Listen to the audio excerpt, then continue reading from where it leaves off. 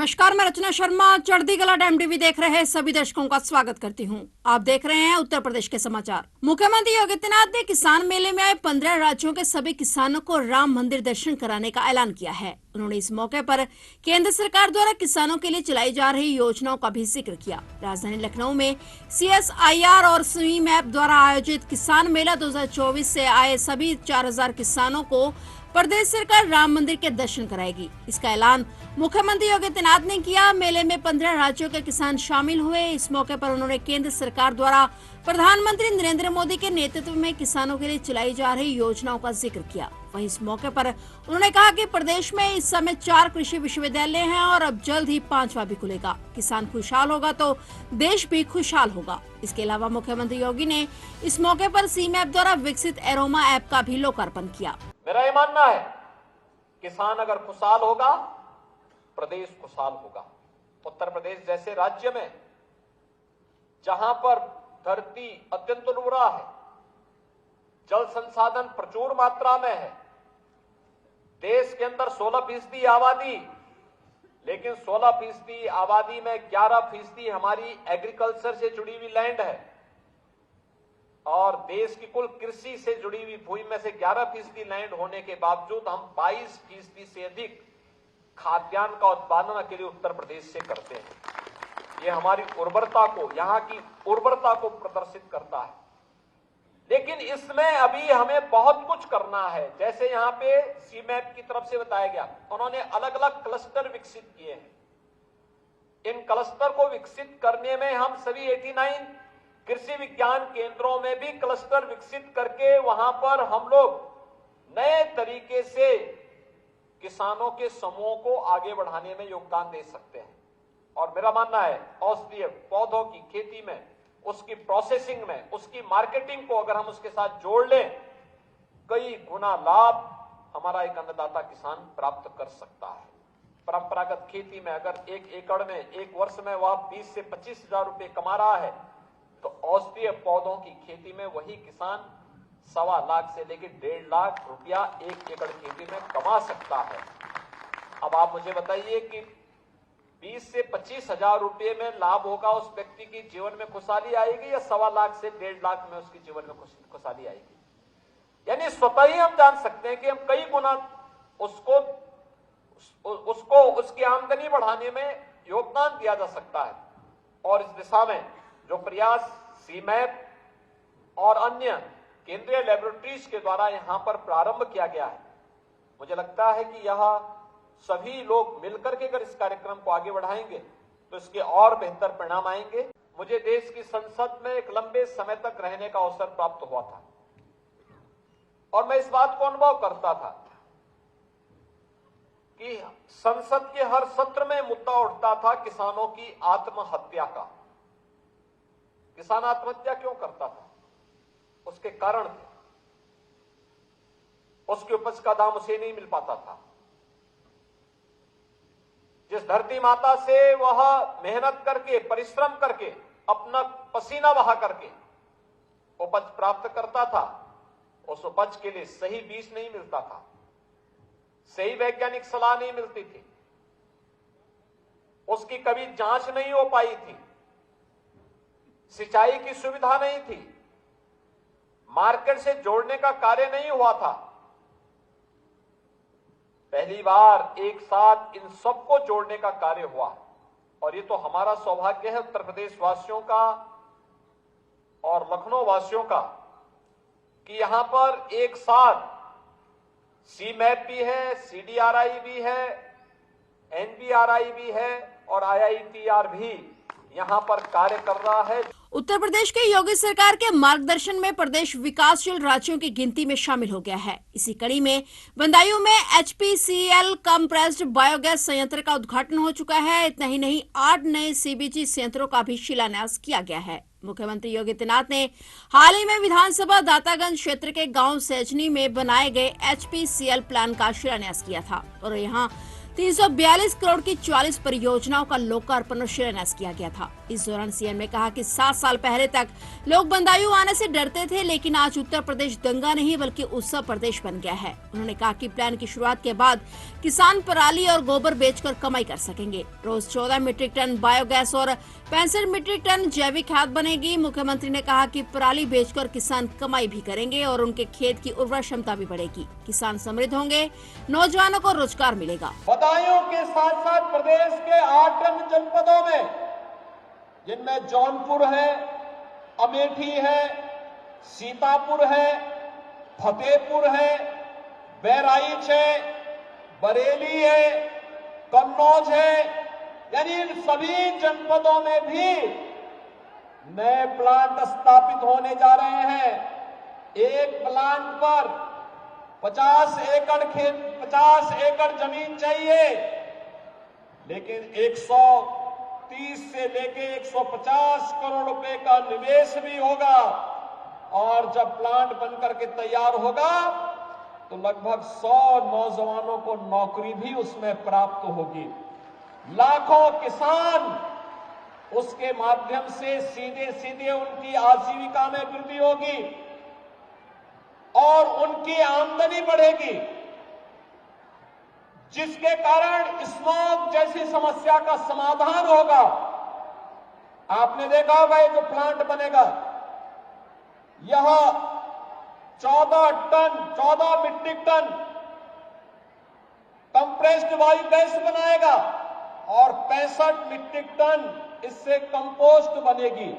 ये 8 प्लांट जब काम करने लग जाएंगे, 1,47,000 एकड़ खेती की समस्या का समाधान भी करेंगे। जो अत्यधिक केमिकल फर्टिलाइजर का उपयोग करते हुए हमने खेती को अधिक से अधिक जहरीला बना दिया, किडनी फेल हो रही है, लीवर फेल हो रहे हैं, कैंसर जैसी बीमारियां आ रही हैं, इसका समाधान आज जिसको प्रधानमंत्री जी ने प्राकृतिक खेती कहा, जैविक खेती कहा, उस जैविक खेती के लिए जो केमिकल फ्री होगा उसके लिए कंपोस्ट देने का काम भी ये प्लांट उपलब्ध कराएगा। जिसको आप वेस्ट कहते थे, अब वो वेस्ट नहीं, वो वेल्थ का काम करेगा।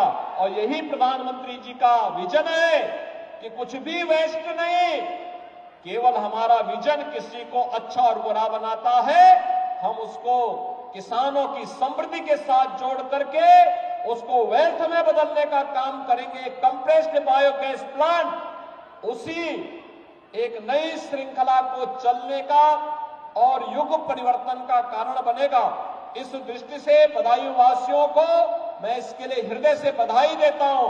मुख्यमंत्री योगी आदित्यनाथ ने कहा कि स्वच्छता कर्मियों को न्यूनतम मानदेय की गारंटी हर हाल में मिलनी चाहिए। सरकार जल्द ही इसे पूरे प्रदेश में सुनिश्चित कराएगी। स्वच्छता कर्मियों के गारंटेड मानदेय के लिए पहले ही एक कमेटी गठित कर रखी गई है और शीघ्र ही इस पर ठोस कदम उठाए जाएंगे। मानदेय के साथ स्वच्छता कर्मियों के लिए आवास और जन कल्याणकारी योजनाओं के लाभ की व्यवस्था भी सुनिश्चित की जाएगी। सीएम योगी हाल ही में नगर निगम की तरफ से आयोजित सफाई मित्र सुरक्षा एवं सम्मान सम्मेलन एवं विभिन्न विकास परियोजनाओं के शिलान्यास लोकार्पण समारोह को संबोधित कर रहे थे। इस दौरान मुख्यमंत्री ने सफाई मित्रों हेतु ई सेवा पोर्टल, 10 लाख रुपए तक की दुर्घटना बीमा सुविधा एवं कल्याण कोष का शुभारंभ किया। कल्याण कोष से 4 सफाई मित्रों के आश्रितों को सहायता राशि का चेक प्रदान किया गया। सफाई मित्रों एवं वाहन चालकों को यूनिफॉर्म, लंच बॉक्स वितरित किए गए और डोर टू डोर कूड़ा कलेक्शन वाहनों को हरी झंडी दिखाकर रवाना किया गया था। इसके साथ ही मुख्यमंत्री ने नगर निगम की 116 करोड़ रुपए की लागत वाली 176 विकास परियोजनाओं का शिलान्यास एवं लोकार्पण किया। इस अवसर पर सीएम योगी ने कहा कि सुंदरता की आत्मा स्वच्छता में ही निहित होती है। मुख्यमंत्री योगी आदित्यनाथ ने कहा कि सफाई कर्मी शहर की शक्ल सूरत बदलने के लिए प्रतिबद्धता से कार्य करते हैं और इसी का परिणाम है कि स्वच्छ सर्वेक्षण में गोरखपुर की रैंकिंग 74 से 22 पर आ गई है। गोरखपुर को गार्बेज फ्री सिटी में 3 स्टार रैंकिंग मिल गई है। उन्होंने कहा कि हम सभी का प्रयास होना चाहिए कि अगली स्वच्छता रैंकिंग में गोरखपुर टॉप 10 और फिर टॉप 3 में शामिल हो। वास्तव में जिस पर सबसे ज्यादा ध्यान दिया जाना चाहिए वह किन्हीं कारणों से उपेक्षित हो जाता था। कितना भी हम अच्छा कर ले, घर कितना भी अच्छा हो, अगर साफ सफाई न हो, रंग रोगन न हो, तो उस अच्छाई की कोई कीमत नहीं होती। हम शहर को कितना भी सुंदर क्यों ना बना ले, अच्छी सड़कें दे दें, चौड़ी सड़कें दे दें, लेकिन अगर सफाई न हो तो सारी मेहनत में पानी फिर जाएगा। इसलिए सारी सुंदरता की आत्मा किसी में निहित करती है तो इन स्वच्छता कर्मियों पे निहित करती है। इसलिए इनका सम्मान और इनकी सुरक्षा तो दोनों आवश्यक है। मुझे प्रसन्नता है कि इन्हें कई कवर सुरक्षा के प्रदान किए जा रहे हैं। किसी स्वच्छता कर्मी को अगर किसी दुर्घटना का दुर्भाग्य से शिकार होता है तो 2 लाख रुपए की बीमा, सुरक्षा बीमा की कवरों से मिलेगा। मैं नगर निगम गोरखपुर से कहूंगा और प्रदेश भर में हम इस बात को सुनिश्चित करने जा रहे हैं कि स्वच्छता कर्मी को न्यूनतम मानदेय देने की गारंटी हर हाल में मिलनी चाहिए, जिससे वह अपने परिवार का लालन पालन समय पर और सम्मानजनक ढंग से कर सके। और साथ साथ हमारा प्रयास होना चाहिए उनके लिए आवासीय सुविधा भी हम दें। जिनके पास आवास नहीं है उनको आवास मिलना चाहिए, कॉलोनी उनकी अच्छी बननी चाहिए, उनके लिए कुछ अन्य कार्य भी दिए जाने चाहिए। ये मशीन जितनी आ रही है, इन मशीन में भी उनको पारंगत करना चाहिए। और साथ साथ उनको स्वास्थ्य बीमा का कवर भी मिलना चाहिए, उन्हें राशन कार्ड की सुविधा भी मिलनी चाहिए, उज्ज्वला योजना के साथ भी जोड़ा जाना चाहिए। हर प्रकार की सुविधा से उन्हें संपन्न करने की दिशा में हमें प्रयास करना चाहिए। और नगर निगम ने पहल की है, मैं विश्वास करता हूं कि ये अवश्य और भी अच्छा करेगा। हमने कमेटी गठित की है, बहुत जल्दी इसकी रिपोर्ट को हम लागू करके प्रदेश भर के सभी सफाई कर्मियों को अच्छा मानदेय उपलब्ध करवाने की दिशा में बहुत ठोस कदम उठाने जा रहे हैं। मिर्जापुर क्षेत्र के राजापुर नौगांव के जंगल में एक युवक का शव पेड़ पर लटका मिला। युवक का शव मिलने से क्षेत्र में सनसनी फैल गई। फौरन इसकी सूचना पुलिस को दी गई। वहीं मौके पर पहुंची पुलिस ने शव को कब्जे में ले लिया। वहीं परिजनों द्वारा हत्या की आशंका जताई जा रही है। परिजनों का कहना है कि 7 बजे युवक को फोन कर बुलाया गया था। उन्हें शक है कि किसी ने उनके बेटे की हत्या की साजिश रची थी। अनीस नामक मृतक युवक राजापुर नौगांव का रहने वाला था। थाना मिर्जापुर में पुलिस को सूचना प्राप्त हुई कि एक युवक ने आत्महत्या किया है पेड़ पर लटककर। इस पर पुलिस मौके पर गई, अधिकारी गण गए हैं मौके पे, फील्ड यूनिट बुलवाई गई। युवक का शव फिलहाल पोस्टमार्टम के लिए भिजवाया गया है। परिजनों का यद्यपि आरोप है कि उसकी हत्या करके उसका शव लटकाया गया है। युवक का नाम अनीस है और इनके परिजनों से पुलिस वार्ता कर रही है। पोस्टमार्टम रिपोर्ट और परिजनों की तहरीर के आधार पर इसमें अग्रिम कार्रवाई की जाएगी। फिलहाल उत्तर प्रदेश के समाचारों में इतना ही। और नए समाचारों के साथ फिर से हाजिर होंगे। तब तक के लिए देखते रहिए चढ़ती कला टाइम टीवी और अब मुझे दीजिए इजाजत। धन्यवाद।